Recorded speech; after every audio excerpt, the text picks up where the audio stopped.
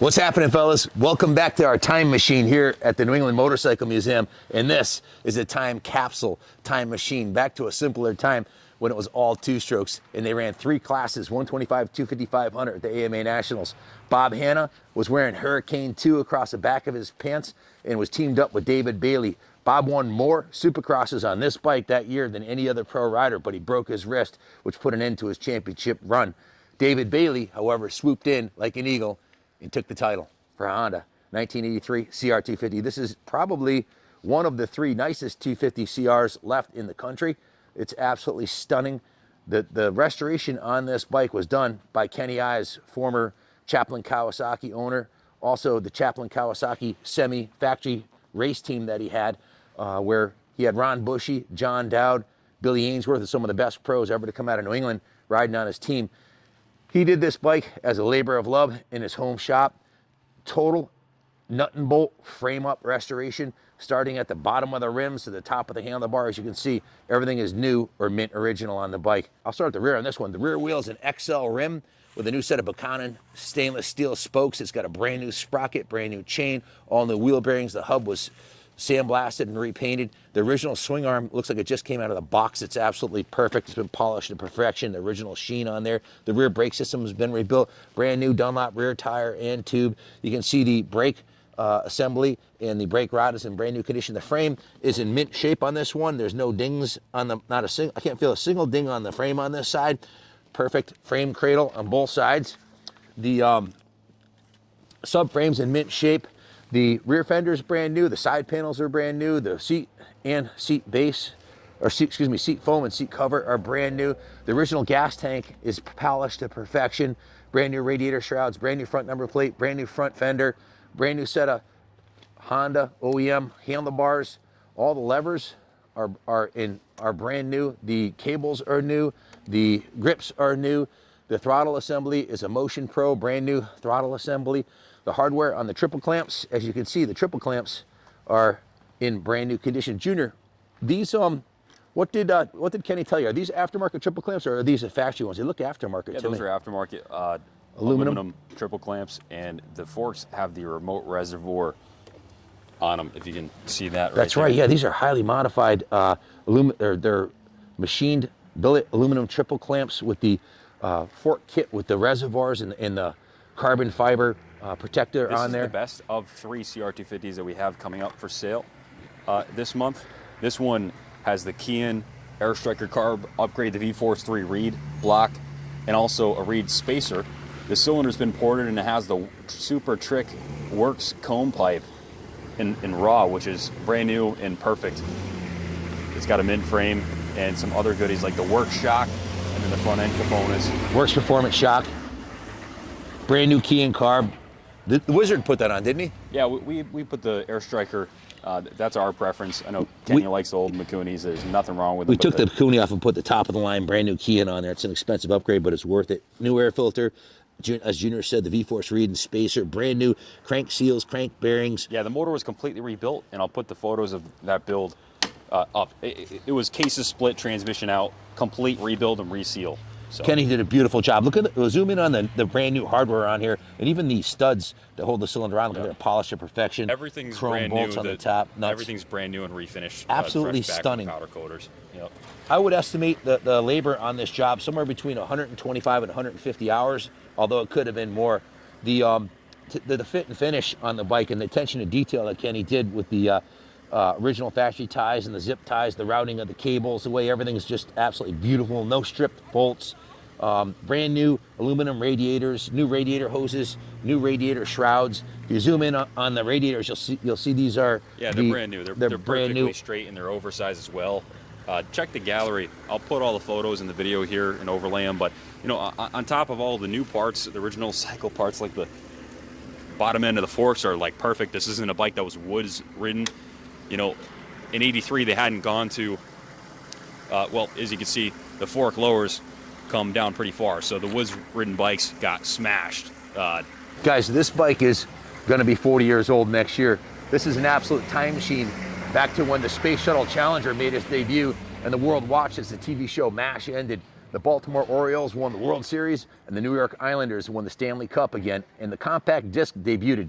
It was the end of the VHS cassette and the compact disc, which nobody uses anymore, and was the end of the vinyl.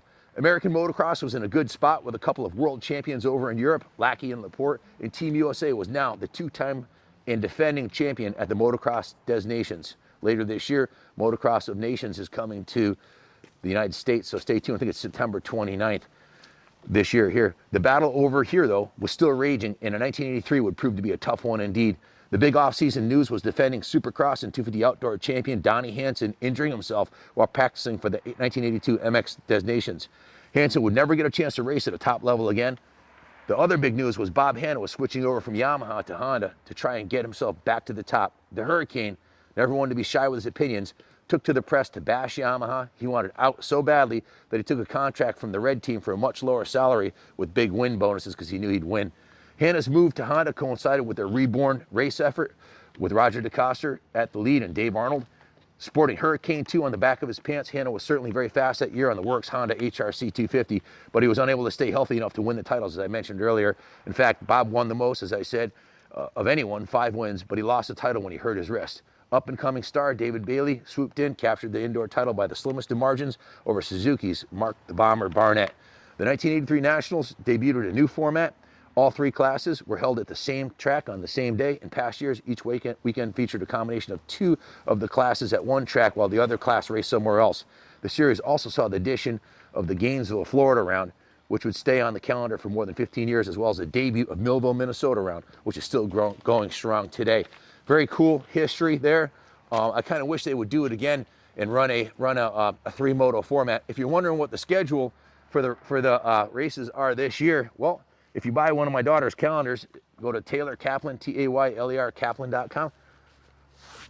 Still time to get one shipped for Christmas. I think she's got some left. And if you open it up, you'll see that she has the New Year's Supercross Anaheim 1 on January 8th, Oakland on the 15th, San Diego on the 22nd. She's got all the Supercrosses on here, so you won't miss any when they're on TV or if you want to go to one. And of course, the Outdoor Nationals Pro Motocross at Spring Creek in July. Here we got the, here she is on my Kaplan America bike. So 100% of the proceeds from the calendar go to her and her modeling career. So buy a calendar, help support T, and stay in touch with all of the motocross scheduling for this year. Will be at most of the Supercrosses this year as well. So reach out to her on Instagram. She's working for Le Mans, and I believe she's working with Motul for most of the Supercross rounds. I'll take that out if I'm not allowed to say that, but. And she is the VP 2022 spokesmodel for sure. They shot some of their stuff at Jesse James's place a couple months ago. So she was with Brian Deegan at the signing autographs at the SEMA show. So she's doing great, self-made career there. But back to this bike, the attention to detail is absolutely second to none. This type of labor of love restoration is hard to come by these days. It just takes so much time and effort to make a bike this nice. And there's not only one. There were 3. He did 3 of these at the same time. I'm not sure by the time this video comes up what's left available of the 3. Give Junior a call, 860-454-7024. Yeah, we can ship it anywhere in the States inexpensively as well. Overseas, no problem. Message your zip code or location for a quote. No brainer here, guys.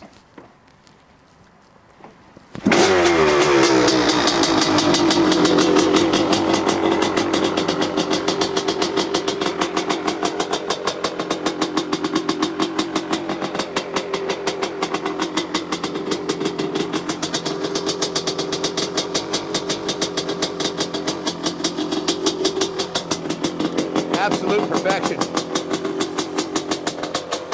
If you're thinking of buying a bike to put on display in your private collection or museum, buy this bike. If you want a bike to take to the line at any vintage race, you can't do much better than this. Bring it to Mid-Ohio, bring it to Daytona, bring it to Unadilla.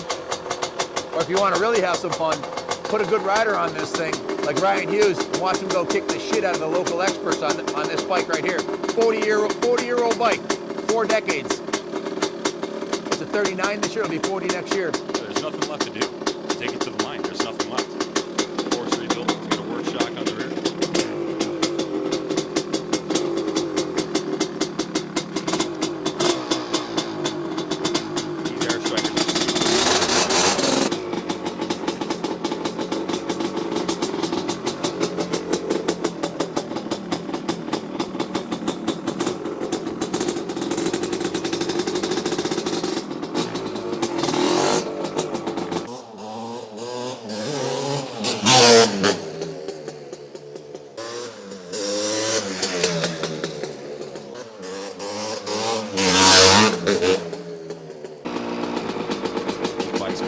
horsepower power and a lightweight 250. Awesome handling package. It doesn't get much better than this. The class of 1983 right there.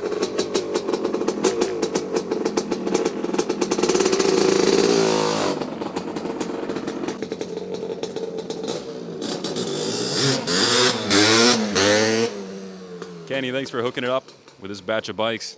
We're going to be doing the twin in a moment here.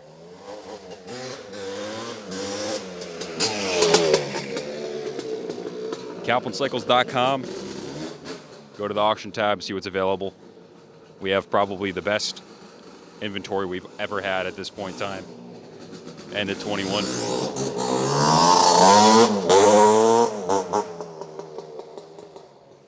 A lot of you guys, a lot of the collectors that follow us have reached out with some ridiculous bikes. We have some really good stuff coming up.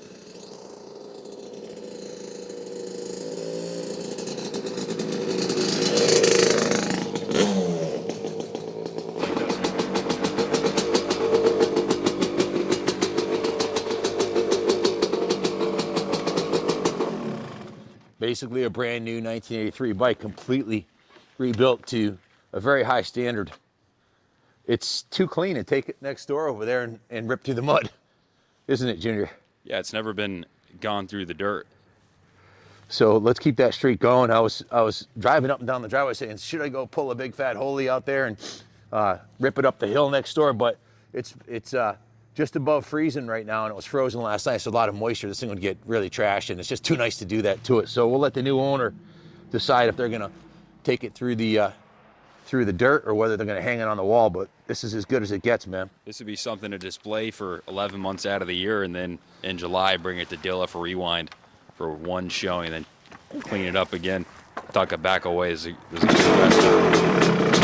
They don't get any fresher than this, boys. Fresh off the Ives assembly line.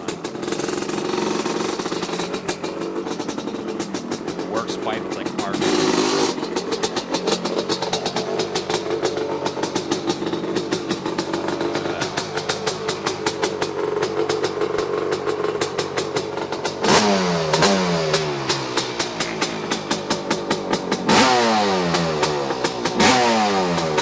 Kaplan.com. Buy a gallon.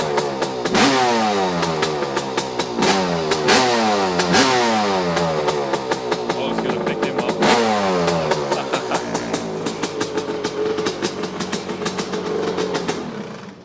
What a kick-ass boys. machine.